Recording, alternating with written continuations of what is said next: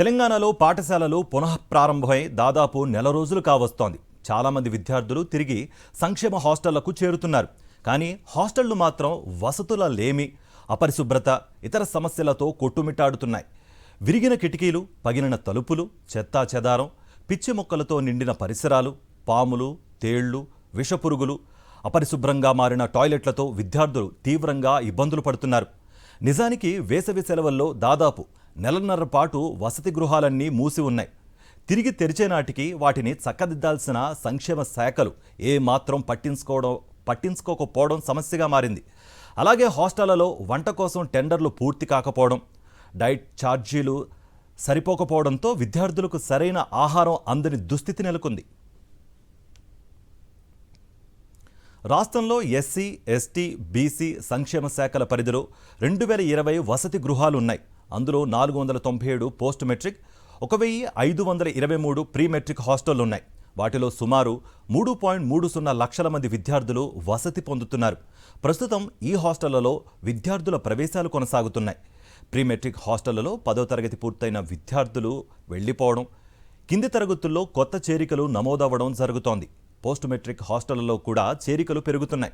ప్రస్తుతం వృత్తి విద్యా కోర్సులైన పాలిటెక్నిక్, ఫార్మసీ, ఇంజనీరింగ్ తదితర ప్రవేశాల కౌన్సిలింగ్ ప్రక్రియ కూడా ప్రారంభమైంది. ఈ ప్రక్రియ పూర్తయ్యే వరకు అడ్మిషన్లు కొనసాగనున్నాయి. ఇలా వసతి గృహాల్లో విద్యార్థుల సంఖ్య పెరుగుతున్నప్పటికీ వసతుల లేమి మాత్రం సమస్యగా మారింది. శాశ్వత భవనాలున్న సంక్షేమ హాస్టళ్లలో మౌలిక వసతుల సమస్య తీవ్రంగా ఉంది. విద్యా సంవత్సరం ప్రారంభం నాటికి వసతి గృహాల్లో పారిశుద్ధ్య పనులు, మరమ్మతుల కోసం కొంతమేర నిధులు విడుదల చేస్తామని ప్రభుత్వం గతంలో ప్రకటించింది. కానీ ఆ నిధులు రాకపోవడంతో అధికారులు మరమ్మతులు చేపట్టలేదు. కనీసం హాస్టళ్ల పరిసరాలను సైతం శుభ్రం చేయలేదు.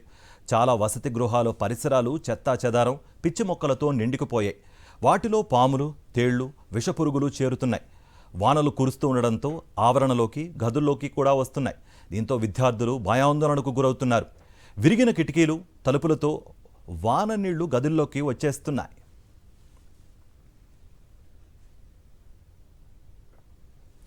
సంక్షేమ వసతి గృహాల్లోని విద్యార్థులకు 10 ఏళ్ల కిందటి డైట్ ఛార్జీలే కొనసాగుతున్నాయి. 3వ తరగతి నుంచి 7వ తరగతి విద్యార్థులకు నెలకు 950 రూపాయలు, 8 నుంచి 10వ తరగతి విద్యార్థులకు 1100, ఇంటర్ నుంచి డిగ్రీ విద్యార్థులకు 1500 చొప్పున ప్రభుత్వం డైట్ ఛార్జీల కింద చెల్లిస్తోంది. అడ్డగోలుగా పెరిగిన నిత్యావసరాల ధరలతో ఈ ఛార్జీలు ఏ మూలకు సరిపోవడం లేదని వసతి గృహాల అధికారులు ఆందోళన వ్యక్తం చేస్తున్నారు.